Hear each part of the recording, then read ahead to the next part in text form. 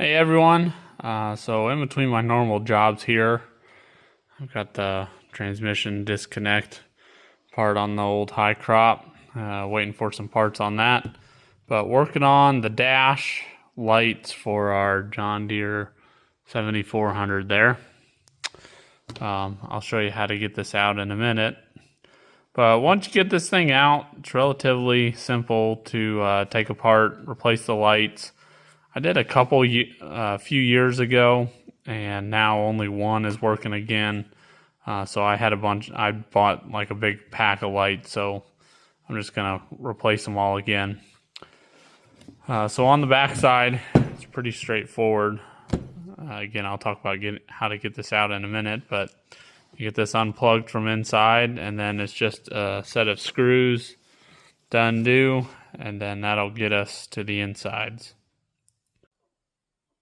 So as I think I said, getting the instrument cluster out is actually pretty simple. You just pop off your headlight knob, and then under here are 4 long screws, Allen head. I can't remember the size now. And then that will take off the cover that I have sitting there for the moment. And then at that point, the cluster is held on with 2 screws, one here, one on that side there, and then you unplug it, and voila, you have yourself an instrument cluster that you can take off and go work on. Alright, so we pop the back cover off, then each of these things here is a light of some sort.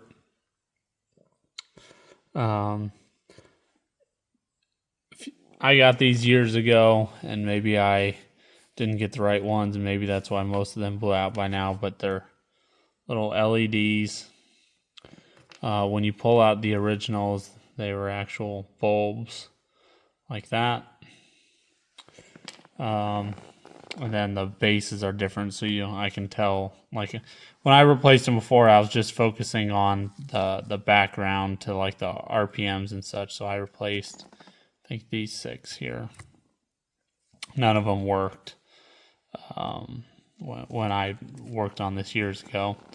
And then you can tell the originals are a little bit different. Anyways, to get them out, I believe this one is still working. You need to push down and turn. The originals are a little bit harder, but let's see if you can see it here. You see it's kind of a J clip right there. So that's why you want to push down and untwist. So I'll set that one aside. And we'll get this new one in. And yeah, I guess it's hard to say what other ones are good or bad, depending on whether you use them or not. Like the PTO light, that's an easy one.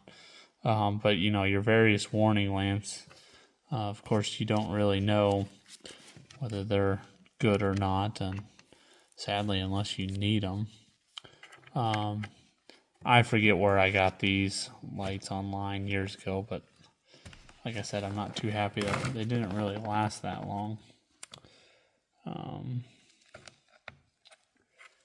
So yeah, I'll change a couple more of these and we'll put this back together and get it in. Alright, well, we'll turn the key on here, see what we got. Well, good news is these ones are all working. Bad news is I don't know if I put in bad lights or some of those other ones just got old, weren't working or what, but something tells me I had an issue before with this side. Anyways, I got a few more lights than I had when I started this, but still not a completely lit up board. Good enough for now, and if these go out, then I'll buy more lights and do this again. It isn't a hard fix, but unfortunately you're taking all of the plastics apart and things, so you know, unfortunately a lot of the plastic in this tractor is getting broke up and beat just from being taken apart and put back together. Alright, we'll put the final piece in around here and be done. So there you have it, all put back together. Not an exciting video, but I had this all apart anyway because I needed to replace this, I don't know what you want to call it, steering column shock in here. It used to be, nothing was holding it, it would just fall down in your lap. So to get that out, that took a little bit more effort, but not too bad. I wasn't planning on doing a separate video on it, and I did it already anyway. But I had the dash, I had to have everything out anyways, and there were a couple more. Oh yeah, that's right.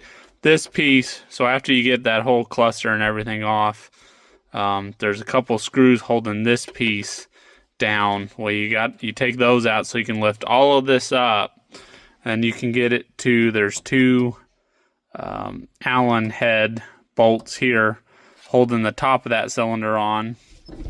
And down below you got that bolt. You can see it kind of hidden behind that plastic piece.